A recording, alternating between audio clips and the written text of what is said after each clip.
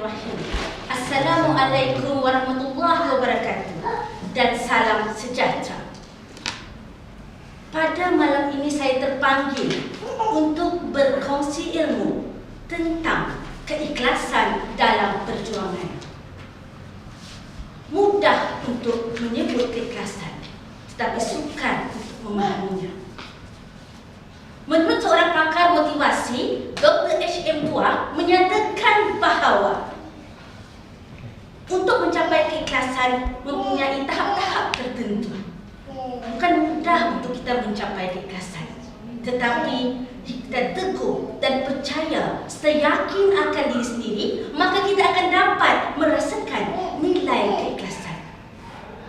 Saya petik kata-kata seorang ilmuwan mengatakan bahawa seseorang itu pandai menyisir rambutnya, tetapi tidak tahu nilai kebersihannya. Manakala seseorang itu lagi tahu membaca, tetapi tidak tahu maksudnya. Dan begitu juga, seseorang itu tahu menyebut keikhlasan, tetapi tidak tahu sejauh mana merasakan nilai keikhlasan itu perlu dipupuk dalam diri. Justru pada hari ini, saya ingin berkongsi bagaimanakah caranya kita berusaha untuk melahirkan keikhlasan dalam diri. Pertama, keikhlasan itu dilihat semasa dalam zaman perjuangan menuntut kemerdekaan. Waktu zaman penjajah, kita tahu bahawa negara kita pada masa itu hidup dalam keadaan huru-hara, kucar kacir, penuh dengan penindasan, penuh dengan rintihan. Anak-anak pada masa itu dibunuh sewenang-wenangnya, dan isteri-isteri pula sedap-sedap sahaja mereka memperkosa. Begitu nilai mereka. Maka di sini saya begitu teruja. Bagaimanakah kita perlu melahirkan rasa keikhlasan itu ada dalam diri. Dan kita perlu melihat bahawa bagaimana keikhlasan itu wujud dalam kalangan masyarakat pada masa itu.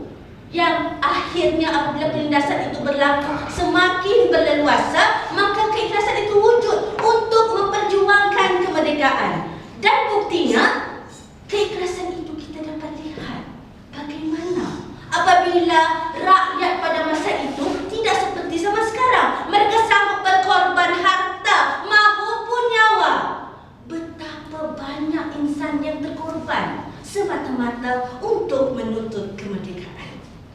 Disitulah akhirnya dengan keikhlasan itu, maka rakyat pada masa itu berjaya melaungkan kata-kata keramat, yaitu Merdeka, Merdeka, Merdeka pada tanggal 31 Ogos 1957 di Stadium Merdeka 9.30 pagi.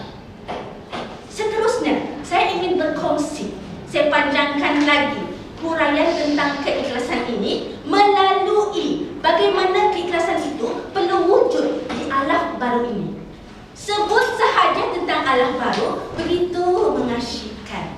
Pemodenan kejayaan di sini sana. Kononnya negara kita Malaysia dicanangkan sebagai sebuah negara merdeka yang agung di persada, agung di mata dunia.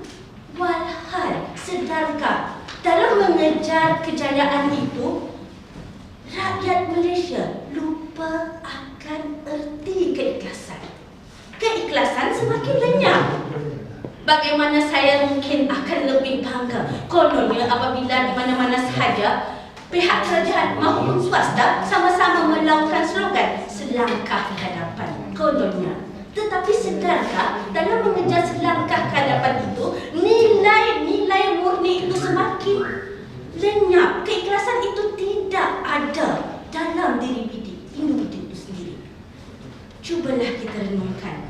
Alangkah indahnya dunia ini seperti taman-taman bunga jika kita dapat melihat keikhlasan itu ada sejajar dengan kejayaan di dalam sektor pekerjaan. Alangkah indahnya jika kita melihat bahawa betapa orang yang berjaya, umpamanya di atas sekali langit sekalipun, seperti bintang berkelipan ataupun di gunung, tetapi akhirnya hilang nilai keikhlasan, maka kedudukannya di mana? Ibarat rumput hijau di tanah, akhirnya tidak ada nilai-nilai keikhlasan, mati. Di situ kita perlu tahu betapa keikhlasan itu penting dalam mana-mana pun situasi. Hadirin sekalian, sebelum itu saya ingin membuka mata hati hadirin sekalian, betapa keikhlasan itu perlu kita pupuk. Justru saya memberikan beberapa sarangan dalam 3M, iaitu 3 fasa. Fasa pertama ialah sebelum kita melakukan suatu pekerjaan. Sebelum kita melakukan pekerjaan, kita mestilah memupuk nilai niat yang pertama bersih, suci, ikhlas. Saya melakukan sesuatu kerana untuk mendapat keridhaan Tuhan. Dan kedua, semasa kita melakukan pekerjaan itu, kita janganlah sekali mengharapkan ganjaran, terutama kepada seperti diri saya sendiri dan juga kepada kawan-kawan yang lain. Betapa pekerja berlumba-lumba untuk mendapat pangkat atau kedudukan, anugerah perkhidmatan cemerlang penuhnya, yang walhal sebenarnya itu merendahkan nilai kualiti dalam diri. Dan yang fasa ketiga, nilai keikhlasan itu juga dinilai dapat sekiranya kita dilihat di akhir selepas kita melakukan sesuatu pekerjaan.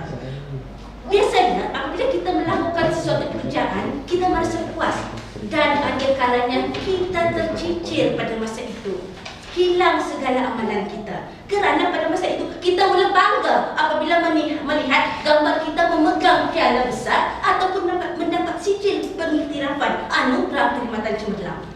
Justru hadirin sekalian, bersama-sama kita buka mata hati kita. Jangan saja buka mata kita secara kasar, kerana nilai keikhlasan itu perlu ada dalam perjuangan.